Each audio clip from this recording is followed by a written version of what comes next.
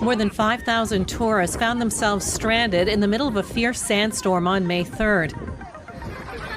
The city of Dunhuang is home to several popular tourist sites and sits on the edge of the Gobi Desert.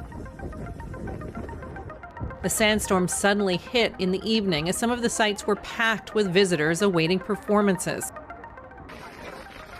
Visibility was reduced to less than 100 meters as the sky turned a reddish-orange hue.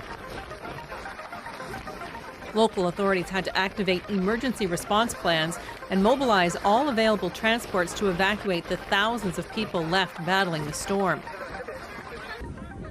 The performances had to be rescheduled, but fortunately, no injuries were reported.